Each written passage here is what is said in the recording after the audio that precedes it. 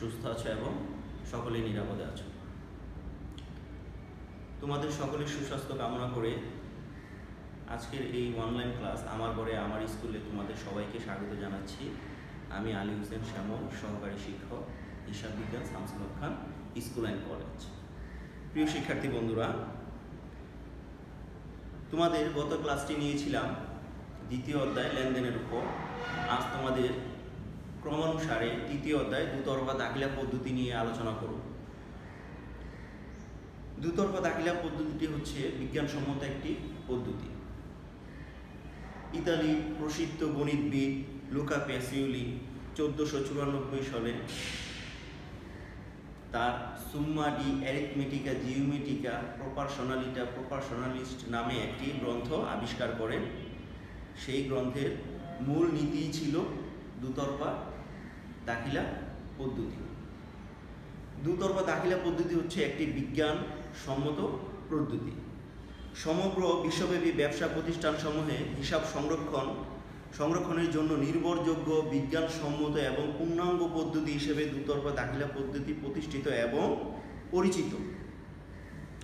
দুতরফা দাখিলা পদ্ধতি অর্থ এবং আর্থিক মূল্য পরিমাপযোগ্য প্রতিটি লেনদেনের দ্বৈত সত্তা প্রকাশ করা হয়।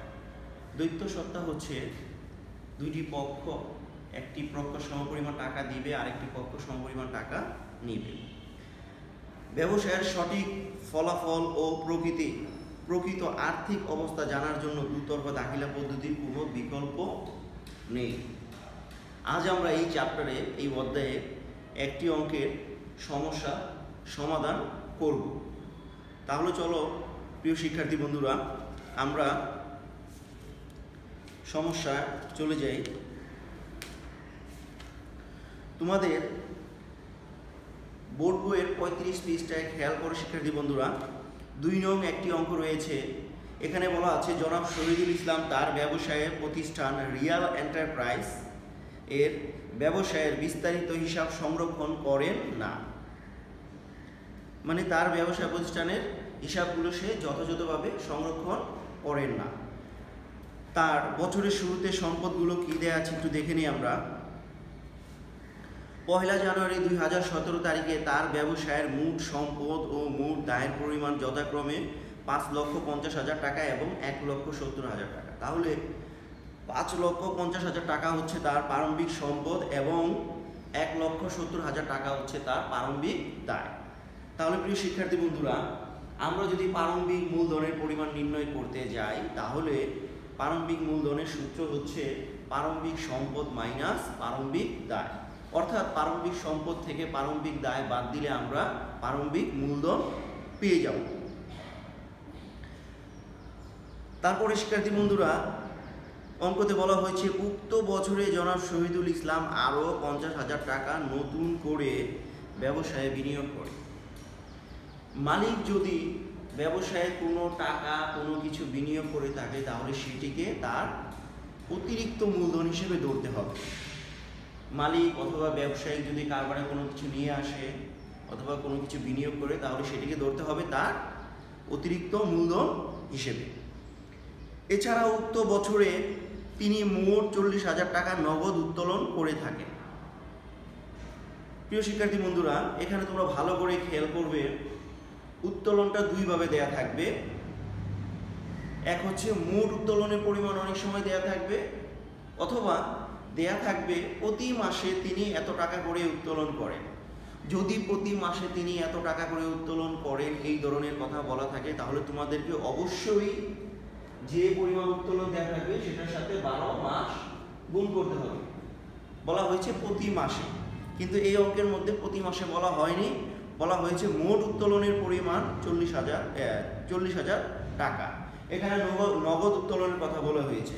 অনেক সময় নগদ উত্তোলনের পাশাপাশি পণ্য উত্তোলনও থাকে, কিন্তু কখনো পণ্য উত্তোলনের উপর প্রতি মাসে থাকে না এবং পণ্য উত্তোলনের উপর কখনোই 12 দিয়ে গুণ হয় না। এই জিনিসটা তোমরা ভালো করে খেয়াল রাখবে। তারপরে বলা আছে 31 ডিসেম্বর 2016 তারিখে তার ব্যবসায়ের নিম্নোক্ত সম্পদ ও দায়ের পরিমাণ ছিল যথাক্রমে নগদ 1,85,000 টাকা, এটি তার সম্পদ। আসবাবপত্র 1,80,000 টাকা, এটি তার সম্পদ। দেনাদার 1,30,000 টাকা, এটি তার সম্পদ। মজুদ পণ্য 90,000 টাকা, এটি তার সম্পদ। ব্যাংক ঋণ 60,000 টাকা, এটি দায়। পাওনাদার 55,000 টাকা, এটি দায়। তাহলে আমরা খতে বের করব সমাপনী মূলধনের পরিমাণ নির্ণয়। তাহলে সমাপনী সম্পদ থেকে সমাপনী দায় বাদ দিলে পাওয়া যাবে সমাপনী মূলধনের পরিমাণ। সৃজনশীল গতে বের করব জনাব রিয়াদের লাভ ক্ষতির পরিমাণ। তাহলে এখানে লাভ ক্ষতিটা একটু ব্যতিক্রম। এমনিতে আমরা জানি লাভ ক্ষতির পরিমাণ আমরা লাভ বের করতে হয়, বিক্রয় থেকে ক্রয় মূল্য বাদ দিলে আমরা লাভের পরিমাণটা পেয়ে যাই। কিন্তু প্রিয় শিক্ষার্থী বন্ধুরা, এই অঙ্কে দুতরফা দাখিলা পদ্ধতির অঙ্কের মধ্যে লাভ ক্ষতির পরিমাণটা নির্ণয় করবো একটু ভিন্ন টাইপের। যেমন এখানে আমরা বের করব সমাপনী মূলধনের সাথে অতিরিক্ত মূলধন, সমাপনী মূলধনের সাথে আমরা উত্তোলন যোগ করব। যোগ করার পরে যে টাকাটা বের হবে ওইখান থেকে আমরা প্রারম্ভিক মূলধনের সাথে অতিরিক্ত মূলধন যোগ করে যে টাকাটি হবে সেই টাকাটি বাদ দেব। বাদ দিলে আমাদের মোট লাভ বা মোট ক্ষতির পরিমাণ বের হয়ে যাবে। প্রিয় শিক্ষার্থী বন্ধুরা, এখন আমরা এই অঙ্কটি বোর্ডে করব। তোমরা যারা টিভি সেটের সামনে অনলাইন ক্লাসের সামনে বসে আছো সবাই খাতায় অঙ্কটি আমার সাথে সাথে করে নেবে। তাহলে প্রিয় শিক্ষার্থী বন্ধুরা, সবাই বোর্ডের দিকে খেয়াল রাখবে। প্রিয় শিক্ষার্থী বন্ধুরা, তাহলে আমরা সমস্যাটি বোর্ডে সমাধান করছি। সবাই খেয়াল করে দেখো। প্রারম্ভিক মূলধনের পরিমাণ নির্ণয়। তোমরা অবশ্যই অঙ্কটি সমাধান করার সময় খাতার উপরে প্রারম্ভিক মূলধনের পরিমাণ নির্ণয় কথাটি লিখে নিবে।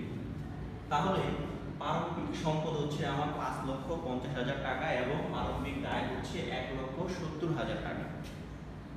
প্রারম্ভিক সম্পদ থেকে প্রারম্ভিক দায় বাদ দিলে পাওয়া যাবে প্রারম্ভিক মূলধনের পরিমাণ। তাহলে 5,50,000 টাকা থেকে 1,70,000 টাকা বাদ দিলে প্রারম্ভিক মূলধনের পরিমাণ দাঁড়ায় 3,80,000 টাকা। ঠিক আছে শিক্ষার্থী বন্ধুরা, তাহলে প্রারম্ভিক সম্পদ থেকে আমরা প্রারম্ভিক দায় বাদ দিলে পাবো প্রারম্ভিক মূলধনের পরিমাণ। অনেক সময় তোমরা প্রারম্ভিক মূলধন সমান সমান প্রারম্ভিক সম্পদ মাইনাস প্রারম্ভিক দায় এভাবে করো, সেটিও হবে। ওইভাবে তোমরা খাতায় করতে পারো, কোনো সমস্যা নেই। তারপরে হতে আসো সমাপনী মূলধনের পরিমাণ নির্ণয়। সমাপনী মূলধনের পরিমাণ যখন নির্ণয় করব, তাহলে আমরা গড়ের মধ্যে সমাপনী সম্পদ সমূহ কি কি ছিল? নগদ, আসবাবপত্র, দেনাদার, মজুদ পণ্য। নগদ ছিল 1,80,000 টাকা, আসবাবপত্র ছিল 1,80,000, নগদ ছিল 1,85,000 টাকা, দেনাদার ছিল 1,30,000 টাকা, মজুদ পণ্য ছিল 90,000 টাকা। তাহলে সম্পদগুলো ক্রমান্বয়ে যোগ করলে বের হবে 5,85,000 টাকা। এটি হচ্ছে মোট সম্পদ, 5,85,000 টাকা। সমাপনী দায়গুলো হচ্ছে ব্যাংক ঋণ এবং পাওনাদার। ব্যাংক ঋণ ছিল 60,000 টাকা, পাওনাদার ছিল 55,000 টাকা। তাহলে 60,000 আর 55,000 যোগ করলে বের হয় 1,15,000 টাকা। তাহলে শিক্ষার্থী বন্ধুরা, সমাপনী সম্পদ থেকে সমাপনী দায় যদি আমরা বাদ দিই, তাহলে 5,85,000 টাকা থেকে 1,15,000 টাকা বাদ দিলে আমাদের সমাপনী সম্পদ দ্বারা 4,70,000 টাকা। তাহলে প্রিয় শিক্ষার্থী বন্ধুরা, সমাপনী সম্পদ থেকে সমাপনী দায় বাদ দিব। তাহলে সমাপনী সম্পদ থেকে সমাপনী দায় যদি বাদ দিই আমরা, তাহলে 4,70,000 টাকা হচ্ছে সমাপনী মূলধনের পরিমাণ। তাহলে আমরা 2017 সালে জনাব রিয়াদ এন্টারপ্রাইজের লাভ বা ক্ষতির পরিমাণ নির্ণয় করব। তাহলে এই প্রারম্ভিক মূলধন 3,80,000 টাকা এবং সমাপনী মূলধন 4,70,000 টাকা আমরা লাভ ক্ষতি হিসেবে পোস্টিং দিব। প্রিয় শিক্ষার্থী বন্ধুরা, খেয়াল করো, রিয়াদের লাভ ক্ষতি 31শে ডিসেম্বর 2017। সমাপনী মূলধন ছিল 4,70,000 টাকা। সেই সমাপনী মূলধনের সাথে আমরা নগদ উত্তোলনকে যোগ করে দিব। নগদ উত্তোলনের পরিমাণ ছিল 40,000 টাকা। তাহলে 4,70,000 টাকার সাথে 40,000 টাকা যোগ করলে দাঁড়ায় 5,10,000 টাকা। বা মাইনাস করবো আমরা কি? প্রারম্ভিক মূলধন, অতিরিক্ত মূলধন। প্রারম্ভিক মূলধনের পরিমাণ ছিল 3,80,000 টাকা, অতিরিক্ত মূলধনের পরিমাণ ছিল 50,000 টাকা। তাহলে প্রারম্ভিক মূলধন 3,80,000 টাকা আর অতিরিক্ত মূলধন যোগ করলে দাঁড়ায় 4,30,000 টাকা। তাহলে 5,10,000 টাকা থেকে 4,30,000 টাকা বাদ দিলে বের হয় নিট লাভ। তাহলে নিট লাভের পরিমাণ পেলাম আমরা কত? ৮০,০০০ টাকা। তাহলে প্রিয় শিক্ষার্থী বন্ধুরা, অঙ্কটি ভালোভাবে খেয়াল করবে তোমরা। এই অঙ্কটি প্রায় সময় আমাদের এসএসসি পরীক্ষা এবং তোমাদের স্কুল এক্সামে পরীক্ষাটি আসে। প্রারম্ভিক মূলধন, সমাপনী মূলধন এবং নিট লাভ বা ক্ষতির পরিমাণ আমরা নির্ণয় করব। প্রিয় শিক্ষার্থী বন্ধুরা, যখন তোমরা সমাপনী মূলধন নির্ণয় করবে, আরেকটা জিনিস খেয়াল রাখবে, দীর্ঘমেয়াদী সম্পদ এবং দীর্ঘমেয়াদী দায়ের ক্ষেত্রে যদি প্রারম্ভিকে টাকা দেয়া না থাকে তাহলে বসানোর প্রয়োজন নেই। অনেক সময় থাকতে পারে, যেমন বন্ধকি ঋণ, প্রারম্ভিকে টাকা নেই কিন্তু সমাপনীতে টাকা দেয়া আছে ৬০,০০০ টাকা, তাহলে প্রারম্ভিকে বসাতে হবে না, কারণ প্রারম্ভিকের ব্যালেন্স ছিল না, সমাপনী বছর শেষে গিয়ে ৬০,০০০ টাকা হচ্ছে বন্ধকি ঋণ, তাহলে এই ৬০,০০০ বসবে। আবার চলতি সম্পদ এবং চলতি দায়ের ক্ষেত্রে যদি প্রারম্ভিকে টাকা দেয়া না থাকে সমস্যা নেই, সমাপনীতে টাকা দেয়া না থাকলেও সমস্যা নেই। শুধুমাত্র চলতি সম্পদ চলতি দায়ের ক্ষেত্রে খেয়াল রাখবে, যেইখানে টাকা দেয়া থাকবে, যদি প্রারম্ভিকে টাকা দেয়া থাকে প্রারম্ভিকেই বসাবো, সমাপনীতে দেয়া না থাকলে বসাবো না। যদি সমাপনীতে দেয়া থাকে তাহলে সমাপনীতেই বসাবো, প্রারম্ভিকে দেয়া না থাকলে প্রারম্ভিকে বসাবো না। কিন্তু দীর্ঘমেয়াদী দায় এবং সম্পত্তির ক্ষেত্রে এটা খেয়াল রাখবে, প্রারম্ভিকে টাকা দেয়া না থাকলে থাকবে না, কিন্তু সমাপনীতে টাকা বসাতেই হবে।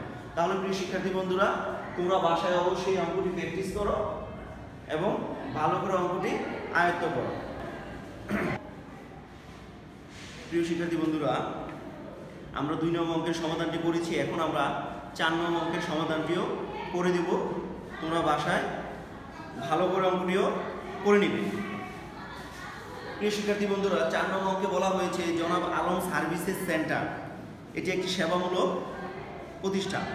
১ জানুয়ারি ২০১৭ তারিখে নগদ ৫ লক্ষ টাকা, ৭৫,০০০ টাকার আসবাবপত্র এবং ৫৫,০০০ টাকার ব্যাংক ঋণ নিয়ে কম্পিউটার প্রশিক্ষণ কেন্দ্র শুরু করে। তাহলে তার ব্যবসাটি হচ্ছে কম্পিউটার প্রশিক্ষণ, সেবামূলক ব্যবসা।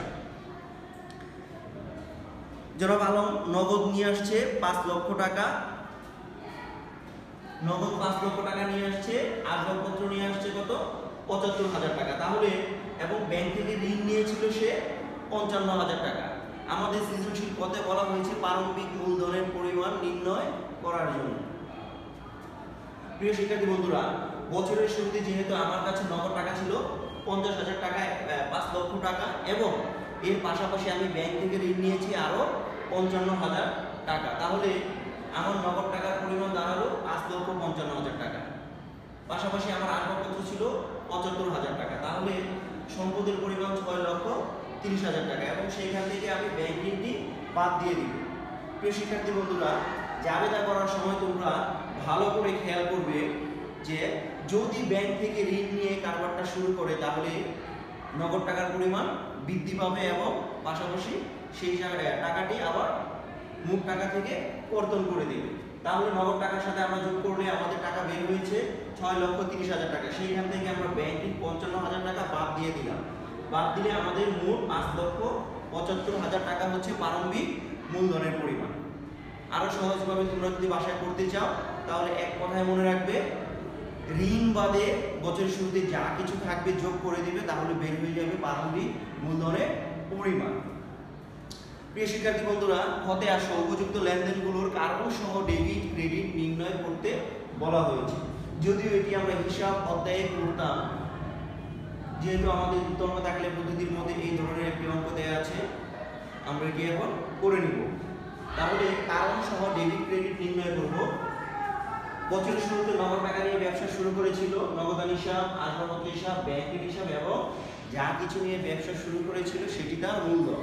তাহলে নগদান হিসাব ডেবিট, আসবাবপত্র ডেবিট, ব্যাংক ঋণ ক্রেডিট এবং মূলধন হিসাব ক্রেডিট। ৫,৫৫,০০০ টাকা, ৭৫,০০০ এবং ৫,৭৫,০০০ টাকা হচ্ছে মূলধন। তাহলে প্রিয় শিক্ষার্থী বন্ধুরা খেয়াল করো, প্রথমটি হচ্ছে সম্পদ বৃদ্ধি পেয়েছে, আসবাবপত্র নিয়ে ব্যবসা শুরু করেছিল, সম্পদ বৃদ্ধি পেয়েছে, ব্যাংক থেকে ঋণ নিয়েছিল বিদায় দায় বৃদ্ধি পেয়েছে এবং মূলধন মালিকানা সত্ত্ব বৃদ্ধি পেয়েছে। কারণে আমরা এই কথাগুলোই লিখব। জানুয়ারি 2 তারিখে ছিল অফিসের ভাড়া প্রদান, তাহলে অফিস ভাড়া হিসাব এবং নগদান হিসাব। আমরা এই ঘরটির মধ্যে হচ্ছে হিসাবের পক্ষ তৈরি করব, তাহলে অফিস ভাড়া হিসাব ডেবিট, নগদান হিসাব ক্রেডিট।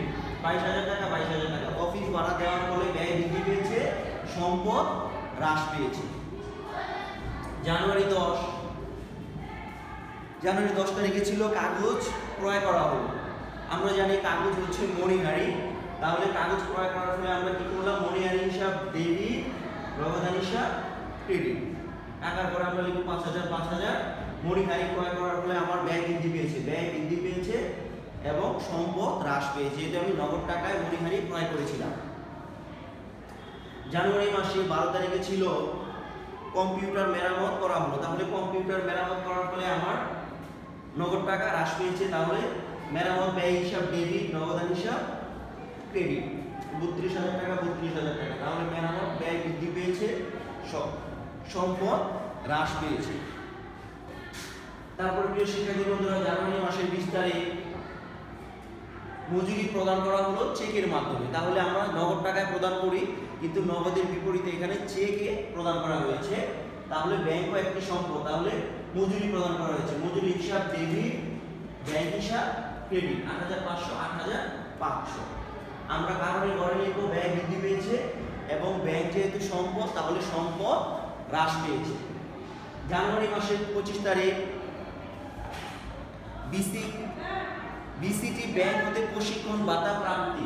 প্রিয় শিক্ষার্থী বন্ধুরা খেয়াল করো, আমরা সেবা দিয়েছিলাম, যেহেতু আমাদের কারবারটি ছিল কি, ব্যবসাটি ছিল প্রশিক্ষণ কেন্দ্র, কম্পিউটার প্রশিক্ষণ কেন্দ্র। আমরা বিসিটি ব্যাংকে প্রশিক্ষণ দিয়েছিলাম, সেখান থেকে আমাদের কি হয়েছিল, আয় হয়েছিল, নগদ টাকা প্রাপ্তি ঘটেছিল, তাহলে নগদ হিসাব ডেবিট, সেবা আয় হিসাব ক্রেডিট। 13,000 টাকা 13,000 টাকা, সম্পদ বৃদ্ধি পেয়েছে, আয় বৃদ্ধি পেয়েছে। প্রিয় শিক্ষার্থী বন্ধুরা, তোমরা অবশ্যই ভালো করে খেয়াল রাখবে ডেবিট ক্রেডিট কিভাবে নির্ণয় করব। প্রথম হচ্ছে তারিখ, পক্ষ, ডেবিট, ক্রেডিট এবং টাকা। যদি কারণ তোমাদের করতে বলে বা প্রশ্নে বলে যে কারণ সহ, তাহলে কারণের ঘর দিব, আর যদি কারণ সহ না বলে তাহলে কারণের ঘর হবে না, তখন আমাদের ঘর হবে 4টি। তাহলে প্রিয় শিক্ষার্থী বন্ধুরা, গতে আমরা যাব, সৃজনশীল গতে বলা হয়েছে 25 জানুয়ারি লেনদেন অবলম্বনে একটি ক্রেডিট ভাউচার তৈরি করো। আমরা জানি ক্রেডিট ভাউচার আমরা কিভাবে তৈরি করব, সকল প্রকার আয় দিয়ে ক্রেডিট ভাউচার তৈরি করা হয়। এখানে আমাদের 25 তারিখে ছিল বিসিটি ব্যাংক হতে প্রশিক্ষণ ভাতা প্রাপ্তি এবং পাশে দেয়া ছিল ভাউচার নং 503। যেহেতু এটি আমাদের একটি আয়, তাহলে আয় দিয়ে তৈরি করা হয় সকল প্রকার ক্রেডিট ভাউচার। তাহলে প্রিয় শিক্ষার্থী বন্ধুরা, বোর্ডে খেয়াল করো, আমরা ক্রেডিট ভাউচারটি কিভাবে করতে হবে সেটিও দেখাচ্ছি। প্রিয় শিক্ষার্থী বন্ধুরা, গতে বলা হয়েছে 25 তারিখের লেনদেন অবলম্বনে একটি ক্রেডিট ভাউচার তৈরি করার জন্য তোমরা ইতিপূর্বে debit note, credit note, cash memo, voucher, চালান নোট এগুলো তৈরি করেছ। এটির আগেই ক্রেডিট ভাউচার ঘর সম্পূর্ণ আগের মতো একই থাকবে, শুধু ভিতরে কাঠামোগুলো চেঞ্জ হয়। যেমন আদান সার্ভিসেস সেন্টার, তার ক্রেডিট ভাউচার নম্বর ছিল 62 এবং হিসাব খাতার নাম। আমাদের ডেবিট নোট, ক্যাশ মেমো অথবা চালানে আমরা কি করতাম, বাম পাশে নাম, ঠিকানা এগুলো লিখতাম। এখন ডান পাশে লিখবো আমরা তারিখ, গ্রাহকের নাম, ঠিকানা। তারিখ, বিবরণ, টাকা। জানুয়ারি 25 তারিখে কি ছিল, প্রশিক্ষণ ভাতা প্রাপ্তি। আমরা প্রশিক্ষণ ভাতা পেয়েছিলাম 13,000 টাকা, এটি আমাদের একটি আয়, তাহলে এটি হচ্ছে সম্পূর্ণ আয়, তাহলে আমরা 13,000 টাকা লিখলাম এবং তার নিচে আমরা টাকাটা কোথায় লিখব, 13,000 টাকা মাত্র। প্রিয় শিক্ষার্থী বন্ধুরা, ভাউচার নাম এবং চালানে আমরা শুধুমাত্র বিক্রেতার স্বাক্ষর দিই। ডেবিট নোট, ক্রেডিট নোট শুধুমাত্র আমরা ডান পাশে ক্রয় ব্যবস্থাপক, বিক্রয় ব্যবস্থাপকের স্বাক্ষর দিই, কিন্তু ক্রেডিট ভাউচার এবং ডেবিট ভাউচারে আমরা সেই কাজটি করবো না। ডেবিট ভাউচার হোক, ক্রেডিট ভাউচার হোক, সেইখানে আমরা কি করবো, ক্যাশিয়ারের স্বাক্ষর, হিসাব রক্ষকের স্বাক্ষর, ব্যবস্থাপকের স্বাক্ষর এবং গ্রহীতার স্বাক্ষর। প্রথমত ক্যাশিয়ার এটি তৈরি করবে, তারপর হিসাব রক্ষক এটা পূর্ণাঙ্গ হিসাব করে ব্যবস্থাপকের কাছে পাঠাবে, ব্যবস্থাপক এটা পূর্ণ পরীক্ষা নিরীক্ষা করে স্বাক্ষর করে পাঠিয়ে দিবে অ্যাকাউন্টসে, সেখান থেকে গ্রহীতারা স্বাক্ষর দিয়ে সেই টাকাটা উত্তোলন করবে। তাও প্রিয় শিক্ষার্থী বন্ধুরা, বাসায় অঙ্ক দুটি ভালো করে প্র্যাকটিস করো। আশা করি তোমরা ভালোভাবে বুঝতে পেরেছো। আল্লাহ হাফিজ।